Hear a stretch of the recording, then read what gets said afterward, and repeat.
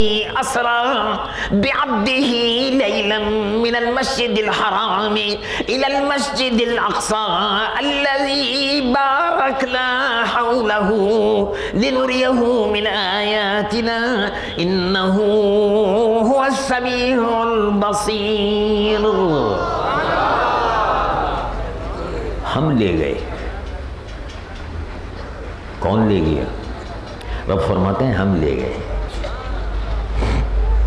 اب کیا شک ہے بھائی؟ ہم اپنے محبوب کو لے گئے. محبوب کو لینے کے لیے فرشتے بھیجے. جب رسول اللہ فرش زمین سے بیت المقدس کی طرف جا رہے تھے تو پوری معلوم ہوتا تھا کہ پوری کائنات رسول اللہ کے پیچھے چل رہی ہے. دائیں اور بائیں فرشتے. اور اللہ کے محبوب کی سواری اسی شان سے وہاں پہنچی تو سبحان اللہ، ذرا اپنے نبی کی شان دیکھو، جن کے لیے رب نے زمین و آسمان کو پیدا فرمایا، ان کا مقام دیکھو، جن کے ذکر کو رسول اللہ نے بلند فرمایا، ان کی عظمت دیکھو. جن کے ذکر کو اللہ نے بلند کیا، میں نے، تم نے نہیں، میں نے اور آپ نے نہیں، اللہ نے جن کے ذکر کو بلند کیا. وَرَفَعْنَا لَكَ ذِكْرَكَ، اے محبوب ہم نے آپ کے ذکر کو بلند کیا، آپ کے لیے آپ کے ذکر کو بلند کیا. جن کے ذکر کو اللہ نے بلند کیا ہو ان کا مقام دیکھو. انبیاء ان کا انتظار کر رہے ہیں. مقتدی، انبیاء مقتدی ہیں، اور ہمارے نبی اللہ کے آخری نبی جن کے بعد اب کوئی نبی نہیں.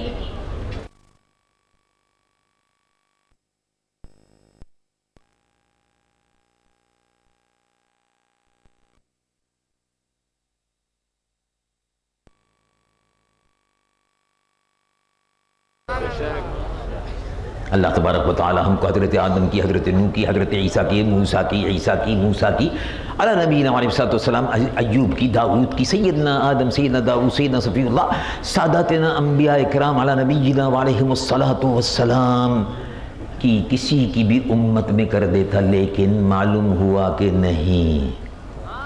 اللہ نے فرمایا اے محبوب میں نے آپ کے لیے امت چن لی، میں نے آپ کے لیے امت چن لی. یہ رسول اللہ کی امت ہے. اے محبوب میں نے آپ کے لیے امت چن لی، اور اے محبوب آپ کے لیے یہ امت چن لی، اور اے امت تمہارے لیے میں نے اپنے محبوب کو چن لیا. تو اس سے بڑھ کر اور کیا مقام ہوگا؟ اس امت کا مرتبہ دیکھو. اسی لیے رسول اللہ صلی اللہ علیہ وسلم نے ارشاد فرمایا نکاح کرو، نسل بڑھاؤ. نکاح کرو، نسل بڑھاؤ. تناکحوا تناسلوا فإنی اباہی بکم الامم یوم القیامہ، او کما قال صلی اللہ علیہ وسلم. نکاح کرو، نسل بڑھاؤ، تاکہ قیامت کے دن میں اپنی امت کی کثرت پر فخر کر سکوں.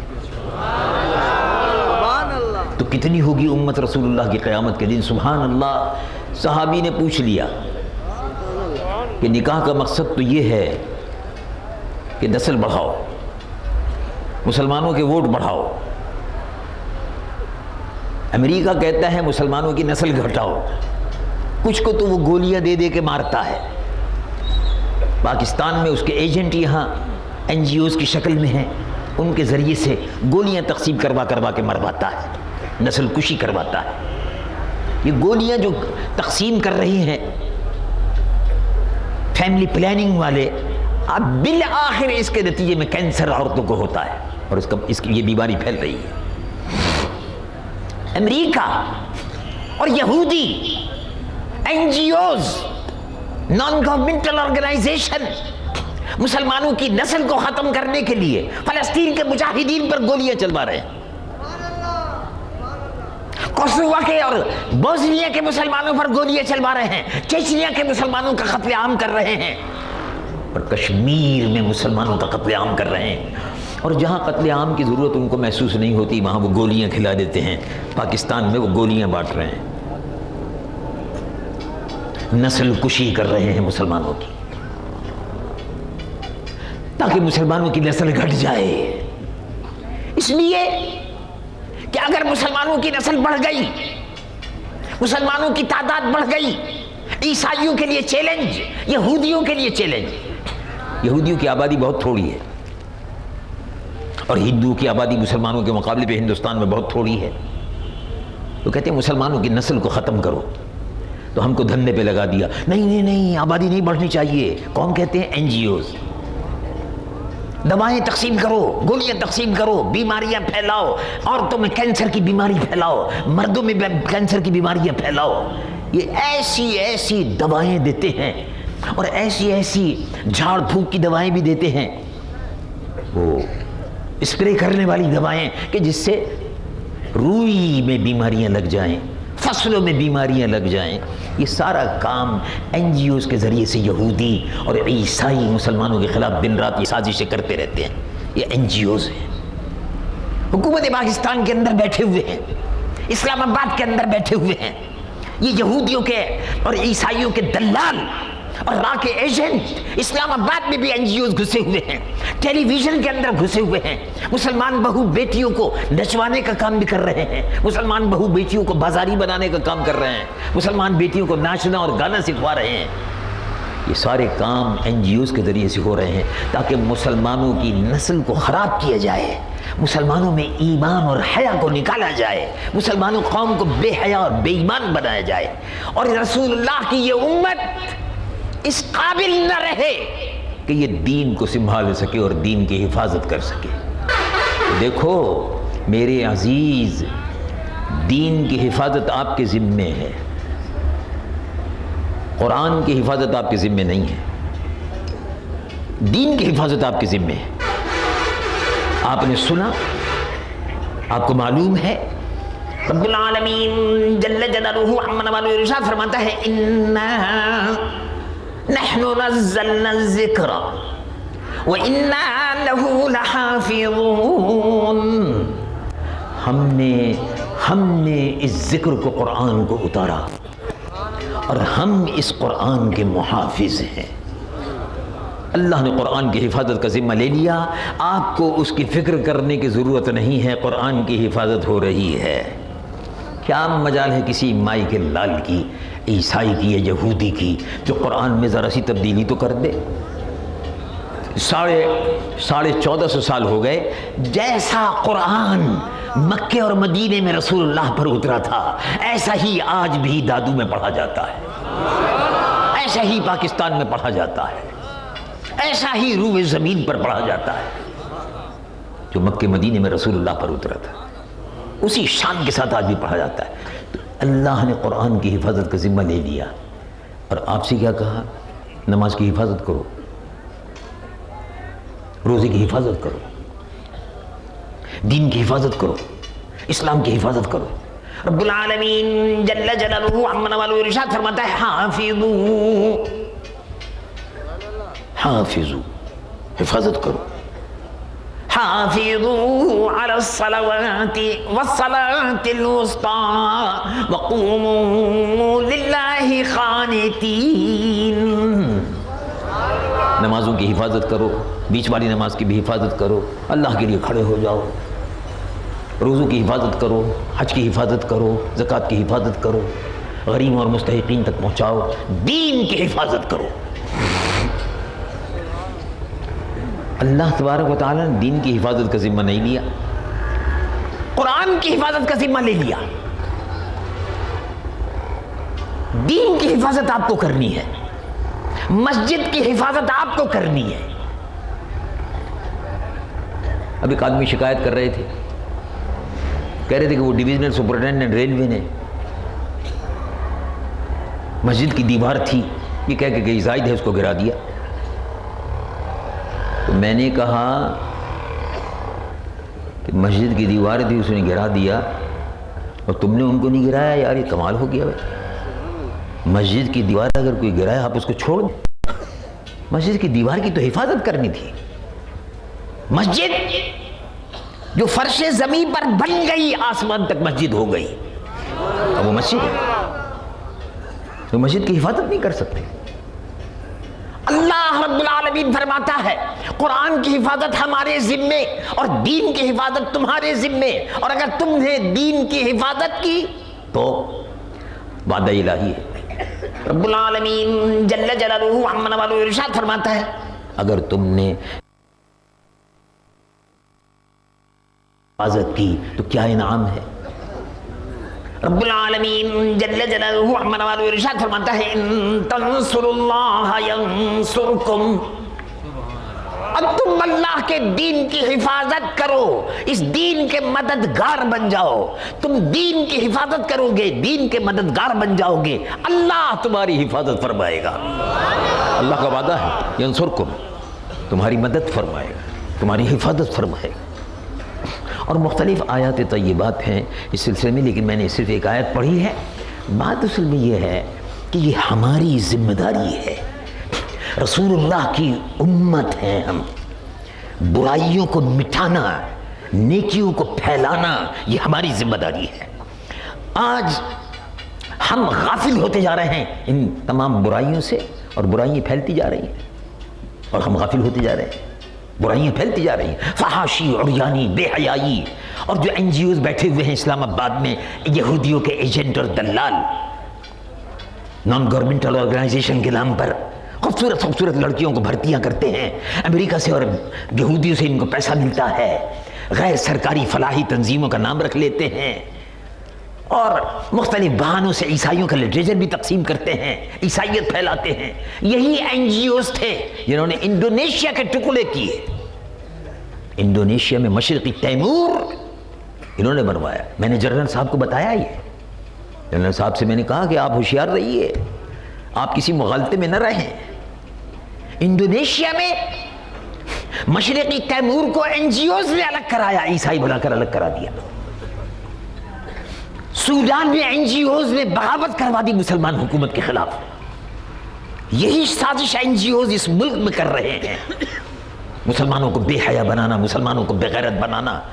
دیکھو کوئی مسلمان عورت جو ناچتی ہے اور گاتی ہے اس کے پیٹ سے اب صلاح الدین پیدا نہیں ہوگا، نہیں پیدا ہوگا۔ وہ بے حیا ہے، وہ زانیہ اور بدکار ہے جو ناچتی ہے اور بے حیا ہے، بے پردہ ہے، بے غیرت ہے۔ اس سے کوئی اورنگزیب عالمگیر پیدا نہیں ہوگا، اس سے کوئی شہاب الدین پیدا نہیں ہوگا۔ شہاب الدین غوری اور محمود غزنوی اور بیت المقدس کا فاتح صلاح الدین ایوبی اس پیٹ سے پیدا ہوتا ہے جس کی ماں بچے کو دودھ پلا رہی ہے اور تلاوت قرآن کر رہی ہے، اس سے پیدا ہوتا ہے۔ اسی لیے اب ہماری کوک سے محمود غزنوی جیسا جنرل نہیں ہے۔ محمود غزنوی جنرل، ایک ہاتھ میں تلوار اور ایک ہاتھ میں قرآن، تلوار اور تلاوت قرآن، یہ صحابہ کا معمول تھا، ہم وہ بھول گئے۔ اب ادھر ادھر کی باتیں، امریکہ اور برطانیہ کی خوشنودی، امریکہ خوش ہو جائے، فلاں خوش ہو جائے۔ اللہ کو اور اس کے رسول کو خوش کرو۔ جس نے اللہ اور اس کے رسول کو خوش کر لیا اللہ اس کو خوش کر دیتا ہے۔ جو قوم اللہ اور اس کے رسول کو خوش کرنے پہ لگ جائے اللہ تبارک و تعالی اس قوم کو خوش کر دیتا ہے۔ مرنے کے بعد جو آدمی اللہ کو خوش کرتا ہے، اپنی زندگی میں اللہ اور اس کے رسول کو خوش کرتا رہتا ہے، مرنے کے بعد اللہ اس سے کہتا ہے کہ تم دنیا میں مجھے خوش کرتے رہے، میرے بندے اب میں تجھ سے پوچھتا ہوں بتا تیری رضا کیا ہے۔ اللہ اس کو خوش کرتا ہے۔ تو اللہ کے محبوب صلی اللہ علیہ وسلم نے ارشاد فرمایا میں قیامت کے دن اپنی امت کی کثرت پر فخر کروں گا۔ حضور پر نور صلی اللہ علیہ وسلم سے صحابہ نے فرمایا یا رسول اللہ آپ اپنی امت کی کثرت پر فخر کریں گے؟ کہا میری امت کی کثرت پر میں فخر کروں گا، میری امت بہت ہوگی۔ تو سبحان اللہ، دیکھو مسجد نبوی میں بیٹھ کر رسول اللہ حشر کا نقشہ بیان کر رہے ہیں۔ قربان ایسے نبی پر جو فرش زمین پر بیٹھ کر عرش بری کی خبریں لیتے تھے. قربان ایسے نبی پر. اور جو لوگ یہ سمجھتے ہیں کہ نبی ایسے نہیں تھے، اللہ فرماتا ہے وہ بے عقل ہے. میں نہیں کہتا. رب العالمین جل جلالہ عمن والو ارشاد فرماتا ہے ان الذین ینادونک من وراء الحجرات اکثرهم لا یعقلون. کچھ لوگ آئے رسول اللہ کے دربار اقدس میں، اور رسول اللہ کے دربار اقدس میں حاضر ہو کر انہوں نے عرض کیا ہم سے مل لیجئے، ہم آ گئے ہیں.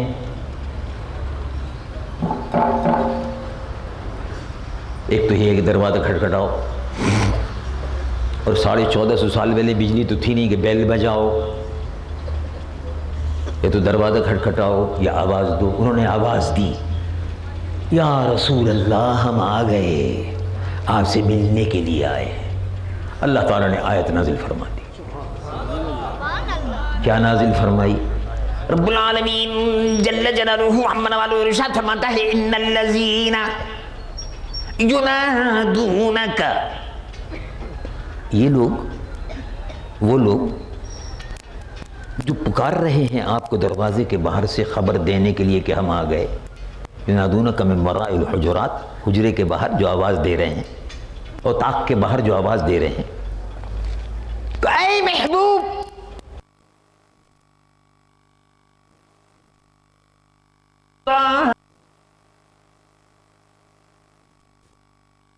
آواز کیوں دی؟ پکار رہے ہو، بے وقوف ہو. اس میں کیا بے وقوفی ہے؟ بے وقوف. کیا شان ہے محبوب کی، کیا شان ہے محبوب کی. حضور پرنور سید العالمین محمد رسول اللہ صلی اللہ علیہ وسلم ارشاد فرماتے ہیں میں قیامت کے دن اپنی امت کی کثرت پر فخر کروں گا. زمین پر بیٹھے ہوئے اور فرما رہے ہیں یہ میری امت آخری امت ہے، اس لیے کہ امت نبی سے ہوتی ہے. رسول اللہ کی ذات مقدس پر نبوت ختم ہو گئی، اب کوئی نبی نہیں. لا نبی بعدی ولا رسول. اور جو نبوت کا دعویٰ کرے وہ دجال ہے، کذاب ہے، ملعون ہے، چلتا پھرتا شیطان ہے، چلتا پھرتا شیطان ہے. مسلمانوں مسئلہ یہ ہے کہ آپ کسی شخص سے اگر اس نے نبوت کا دعویٰ کیا تو اس سے یہ نہیں کہہ سکتا کوئی مسلمان کہ اچھا جی معجزہ دکھاؤ. متفقہ فتویٰ یہ ہے کہ رسول اللہ کے بعد اگر کسی سے معجزہ طلب کیا جائے اس کی نبوت کے سلسلے میں تو معجزہ طلب کرنے والا کافر ہو جاتا ہے. مطلب یہ ہے کہ دو ٹوک بات. ہمارے سید الائمت سراج الامہ امام اعظم ابو حنیفہ رضی اللہ عنہ، سیدنا امام شافعی رضی اللہ عنہ، ان دونوں بزرگوں کا مسلک میں نے پڑھا ہے. جھوٹے نبی سے معجزہ بھی نہیں طلب نہیں کر سکتے، فوراً کہو کذاب، جھوٹا، ملعون، لعنت. شکل بھی مت دیکھو، چلتا پھرتا شیطان. تو رسول اللہ نے فرش زمین پر بیٹھ کر فرمایا میں اپنی امت کی کثرت پر فخر کروں گا. معلوم ہوا کہ رسول اللہ فرش زمین پر بیٹھ کر عرش بری نہیں حشر کو دیکھ رہے تھے، قیامت کا منظر دیکھ رہے تھے. عرش بری کو تو شب معراج میں دیکھ چکے تھے، جو حشر میں ہونے والا تھا اس کو بھی مصطفیٰ دیکھ رہے تھے. تو صحابہ نے عرض کیا کہ یا رسول اللہ کیا ہوگا اس دن، کیسے ہوگا؟ کہا رب العالمین. حشر کے میدان میں جب سب جمع ہو جائیں گے تو رب العالمین ان سے فرمائے گا. کیا فرمائے گا؟ رب العالمین جل جلالہ عمن والو ارشاد فرماتا ہے وامتازوا اليوم ایھا المجرمون. مجرموں الگ ہو جاؤ، مومنوں الگ ہو جاؤ. کافر اور مومن الگ الگ ہیں، ہمیشہ سے الگ الگ ہیں. یہ دو قومیں ہیں. مسلمان ایک قوم ہے. آج لوگ لندن میں بیٹھ کر نظریہ پاکستان کو پوچھتے ہیں نظریہ پاکستان کیا ہے. 53 برس کے بعد ان کو نظریہ پاکستان کا خیال آیا کہ نظریہ پاکستان کیا ہے. نظریہ پاکستان اللہ نے قرآن میں بیان فرمایا کیا ہے.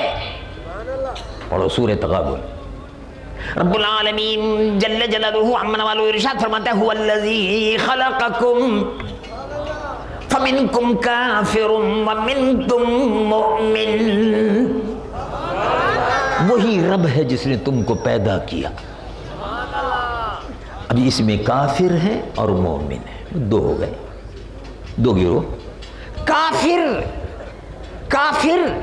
ملت واحدہ, الکفر ملت واحدہ, اور مسلمان ایمان والے یہ کیا ہے. رب العالمین جل جلالہ عمن والو ارشاد فرماتے ہیں وَإِنَّ هَذِهِ أُمَّتُكُمْ أُمَّةً وَاحِدَةً. یہ امت واحدہ ہے. مسلمان ایک قوم ہے, ہندو ایک قوم ہے, یعنی کافر ایک قوم ہے, مسلمان ایک قوم ہے. اس کے مقابلے پر امت رسول اللہ ان هذه امتکم امۃ واحدہ وانا ربکم فاعبدون. مسلمان ایک قوم ہے, امت رسول اللہ ایک قوم ہے. رسول اللہ کی یہ امت, تو رسول اللہ فرماتے ہیں کہ قیامت کے دن اللہ فرمائے گا کافر الگ ہو جاؤ اور ایمان والے سب الگ ہو جاؤ. جو حضرت آدم سے لے کر 1,24,000 نبیوں سے لے کر حضور پرنور سید العالمین محمد الرسول اللہ صلی اللہ علیہ وسلم تک 1,24,000 نبیوں کی امت جو ایمان لائی ہے وہ الگ ہو جاؤ. تو ایمان والے سب الگ. حضور پرنور صلی اللہ علیہ وسلم کی امت بھی وہ ایمان والے جو 1,24,000 نبیوں پر ایمان لائے وہ بھی, اور رسول اللہ کی امت بھی, سب ایک طرف ایمان والے, اور کافر مجرم ایک طرف. حضور فرماتے ہیں کہ حشر کا میدان ہوگا, 120 صفیں ایمان والوں کی ہوں گی. اب مدینہ شریف میں بیٹھ کر حضور یہ فرما رہے ہیں صحابہ سے, اللہ اللہ اب قیامت کب قائم ہوگی ہم نے تو آپ نے نہیں دیکھی, ابھی سنتے ہی آ رہے ہیں اور ایمان ہے اس پر. تو قیامت کی خبر رسول اللہ دے رہے ہیں, حشر کے میدان میں کیا ہونے والا ہے اس کی خبر دے رہے ہیں. رسول اللہ نے فرمایا صلی اللہ علیہ وسلم کہ اے میرے بے صحابہ, وہاں قیامت کے دن جب صفیں الگ ہو جائیں گی تو ایمان والوں کی 120 صفیں ہوں گی. تو خوشخبری ہو تمہارے لیے, خوشخبری ہو تمہارے لیے. 1,24,000 نبیوں کے یعنی ایمان والوں کی 120 صفیں, 120 میں 40 صفیں 1,24,000 نبیوں کی ہوں گی, اور تیرے نبی کی صفیں 80 ہوں گی میدان محشر میں. فإنی اباہی بکم الامم یوم القیامہ. قیامت کے دن میں اپنی امت کی کثرت پر فخر کروں.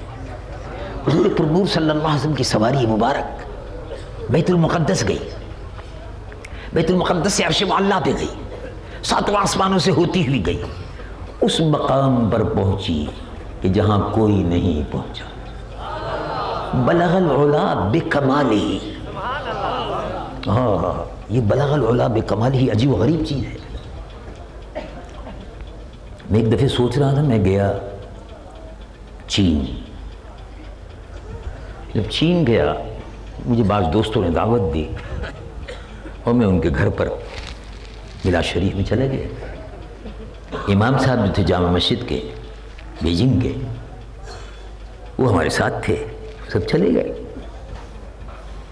ملا شریف کی محفل تھی, چینی زبان میں نعت شریف پڑھے جا رہے تھے, پڑھی جانے والی تھی. اب نعت شریف شروع ہو گئی تو گھر میں ایک تقریب تھی, تلاوت قرآن ہوئی, اور اس کے بعد نعت شریف پڑھنے کے لیے ان کا چینی زبان میں کہا کہ نعت شریف ہوگی. تو اس نے پہلے پڑھا بلغ العلا بکمالہ کشف الدجا بجمالہ حسن جمیع خصالہ صلو علیہ وآلہ.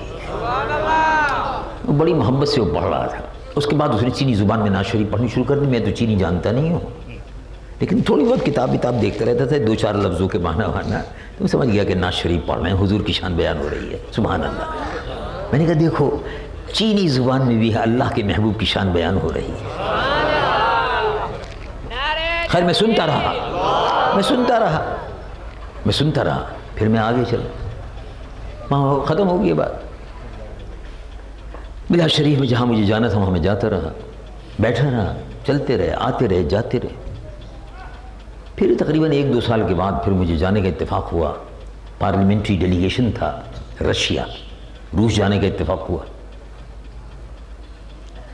وہاں تاشقند میں خطیب صاحب جو ہیں جامع مسجد کے اور مفتی اعظم اس زمانے میں جو تھے, انہوں نے مفتی اعظم صاحب نے کہا کہ آج ہمارے یہاں تقریب ہے, جمعے کی نماز جب ہم نے وہاں پڑھی اس کے بعد مفتی صاحب نے فرمایا کہ آپ ہمارے ساتھ عشاء کے بعد چلیں گے. میں نے کہا بہت اچھا. وہاں جو پہنچے تو زیادہ تر ترکی زبان بولی جاتی ہے. تلاوت قرآن کے بعد محفل میلاد شریف اور بلغ العلا بکمالہ. میں نے کہا سبحان اللہ, بلغ العلا بکمالہ. سعدی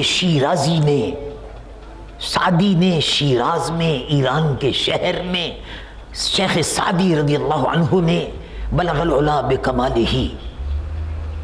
کیا بات ہے. مطلب یہ ہے کہ رسول اللہ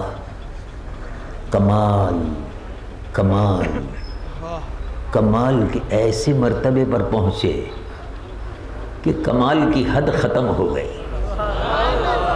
اور جہاں کمال کی حد ختم ہوئی وہاں سے کمال مصطفیٰ شروع ہو گیا. یہ مطلب ہے. کشف الدجی بجمالہ. رسول اللہ جمال کی اس حد پر ہے کہ جہاں جمال ختم ہوتا ہے, پوری کائنات کا جمال جہاں ختم ہوتا ہے وہاں جمال مصطفیٰ شروع ہوتا ہے. کشف الدجی بجمالہ بلغ العلا بکمالہ. کشف الدجی بجمالہ حسنت جمیع خصالہ.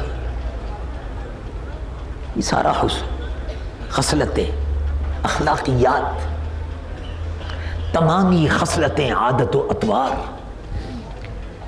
ان کا حسن اور ان کی خوبی جہاں ختم ہوتی ہے وہاں سے حضور پر نور محمد رسول اللہ صلی اللہ علیہ وسلم کی خوبیاں اب شروع ہوتی ہیں. صلو علیہ وآلہ. یہ میں روس میں بھی سن رہا تھا. میں نے کہا سبحان اللہ, چینی زبان میں رسول اللہ کی تعریف ہو رہی ہے, روسی زبان میں بھی رسول اللہ کی تعریف ہو رہی ہے, مدح و ثنا ہو رہی ہے, خراج عقیدت پیش ہو رہا ہے. تو سبحان اللہ کیا بات ہے. شیخ سعدی شیراز میں پیدا ہوئے, یہ چین میں بھی ربائی پڑھی جا رہی ہے, روس میں پڑھی جا رہی ہے, اور افریقہ جاتا رہتا ہوں اکثر اپنے تبلیغی دورے پر, تو افریقہ میں بھی پڑھی جاتی ہے. ہر جگہ شیخ سعدی کی ربائی ہے. کوئی خاص بات ہے. یہ معلوم ہوتا ہے یہ ربائی دربار مصطفیٰ میں قبول ہو گئی ہے, قبول ہو گئی. امیر خسرو ایک دن اپنے پیر و مرشد محبوب الہی سلطان نظام الدین اولیاء دہلوی کی خدمت میں حاضر ہوئے اور عرض کیا کہ اے میرے مرشد, آج میں نے رات خواب میں دیکھا کہ میں چھوٹی چھوٹی گلیوں سے گزرتا ہوا جا رہا ہوں. میں نے کہا کہ یہ بڑا عجیب و غریب جگہ ہے, کیا جگہ ہے یہ؟ ایک صاحب مجھے مل گئے, میں نے ان سے پوچھا کہ کیا جگہ ہے یہ؟ انہوں نے کہا یہ مدینہ منورہ ہے, یہ شہر محبوب ہے, یہ اللہ کے محبوب کا محبوب شہر ہے. یہ وہ شہر ہے جس پر صبح و شام 70,000 فرشتے اترتے ہیں, درودوں کے گجرے اور سلاموں کی ڈالیاں نشابر کرتے ہیں. یہ وہ شہر ہے. میں خوش ہو گیا, باتیں کھل گئی. اب یہ 700 برس پہلے کی بات ہے. امیر خسرو اپنی پیر و مرشد نظام الدین اولیاء دہلوی شیخ المشائخ بابا فرید شکرگنج کے خلیفہ راشد, ان سے بات کر رہے ہیں. پیر و مرشد یہ خواب دیکھا. پھر میں نے پوچھا کہ بھئی جب یہ مدینہ منورہ ہے تو پھر مسجد کہاں ہے؟ ان کا بس آپ چلے جائیں تھوڑی دور, آپ کو آگے نظر آئے گی مسجد نبوی. میں وہاں پہنچا, دروازے پر رش ہے, ہجوم ہے, لوگ بیٹھے ہوئے ہیں. تھوڑا تھوڑا کر کے میں بھی بیٹھتے بیٹھتے پہنچ گیا، دروازے میں داخل ہو گیا، دیکھ رہا ہوں منبر شریف کے قریب اللہ کا نور برس رہا ہے، محبوب دو جہاں رونق افروز ہے، صحابہ کا جھرمٹ ہے۔ میں نے لوگوں سے پوچھا کون ہے یہ سب؟ کہا یہ صحابہ اور تابعین کا جھرمٹ ہے، اولیاء کاملین کا جمگٹا ہے۔ وہ کہتے ہیں پیچھے پنکھا کون جھل رہا ہے؟ یہ تو بڑا خوش نصیب آدمی ہے، رسول اللہ کو پنکھا جھل رہا ہے، یہ کون ہے؟ اور کہا یہ، اس کا نام شیخ سعدی ہے، اس کی ڈیوٹی یہی ہے جب دربار مصطفیٰ ہوتا ہے تو شیخ سعدی پنکھا جلتے ہیں، پیچھے کھڑے ہو جاتے ہیں پنکھا جلتے ہیں۔ اچھا سبحان اللہ۔ تم کہاں پیر و مرشد؟ میں یہ پوچھنا چاہتا ہوں، اس وقت نہیں پوچھ سکا، رسول اللہ کے دیدار کی محویت میں کچھ اور مزید پوچھ نہ سکا۔ آپ سے پوچھتا ہوں کہ یہ شیخ سعدی کو یہ مرتبہ کیسے ملا؟ تو پیر و مرشد تھوڑی دیر خاموش رہے اور ارشاد فرمایا کہ یہ مرتبہ شیخ سعدی کو بلغ العلا بکمالہ، کشف الدجا بجمالہ، حسنت جمیع خصالہ، صلو علیہ وآلہ، یہ ربائی رسول اللہ کو پسند آ گئی۔ سبحان اللہ، کیا عجب ہے، کسی بھی وقت تم اللہ کے محبوب صلی اللہ علیہ وسلم کے فراق میں بیٹھے ہو، درود پڑھ رہے ہو اور تمہاری وہ ادا رسول اللہ کو پسند آ جائے تو ذرا تصور کرو، شیخ سعدی کی یہ ادا پسند آئی، یہ ربائی پسند آئی، تو اب ڈیوٹی لگ گئی ہے کہ پنکھا جلتے رہے۔ یہ شیخ سعدی کا مقام تھا۔ معلوم ہوا کہ رسول اللہ صلی اللہ علیہ وسلم اپنی امت کے حال سے باخبر ہیں، اپنی امت کے حال سے باخبر ہیں، حشر کے حال سے باخبر ہیں، قیامت کے حال سے باخبر ہیں، امت کے حال سے بھی باخبر ہیں۔ سید العالمین محمد الرسول اللہ صلی اللہ علیہ وسلم کا ذکر کرتے رہو، ان سے قربت حاصل کرو، اور جب رسول اللہ کا ذکر عبادت ہے تو رسول اللہ صلی اللہ علیہ وسلم کی عملی زندگی کو نافذ کرنا یہ بھی عبادت ہے۔ رسول اللہ نے مدینہ منورہ میں اسلامی ریاست قائم کر دی تھی، مدینہ منورہ میں اسلامی ریاست قائم ہو گئی تھی۔ اسلامی ریاست ایسی نہیں تھی کہ ہڑبوں میں بن گئی ہو، نہیں، سبحان اللہ، اسلامی ریاست میں انصاف تھا، اسلامی ریاست میں قتل و غارت گری نہیں تھی، اسلامی ریاست میں بچہ پیدا ہوتے ہی دودھ پینے کے لیے ہر مہینے ایک اشرفی دی جاتی تھی۔ یہ فلاحی ریاست تھی، ویلفیئر اسٹیٹ۔ سید العالمین محمد رسول اللہ اور ان کے صحابہ خلفائے راشدین عمر فاروق، ابو بکر صدیق، عثمان غنی، علی مرتضیٰ نے ویلفیئر اسٹیٹ مدینہ منورہ میں قائم کر دی، جس میں آگے چل کر ایسا وقت آیا کہ زکوٰۃ دینے والے موجود تھے لیکن لینے والا کوئی نہیں تھا۔ یہ ہے مسلمانوں کی فلاحی مملکت اور ریاست جو سید العالمین محمد رسول اللہ نے قائم فرمائی۔ اللہ تبارک و تعالی ہمیں بھی نظام مصطفیٰ کے لیے جد و جہد کرنے کی توفیق عطا فرمائے۔ وآخر دعوانا الحمدللہ رب العالمین۔ صلاۃ و سلام پڑھیے۔ امیر جماعت اہل سنت صوبہ سندھ جناب مفتی محمد جان نعیمی دامت برکاتہ العالیہ بھی تشریف فرما ہے۔ انشاءاللہ عز و جل قائد اہل سنت، سرمایہ اہل سنت، مبلغ اسلام، عالم شریعت، سربراہ world Islamic mission, member board of directorate جامعہ الازہر نے نقاب کشائی فرمائی ہے، اب دعا فرمائیں گے۔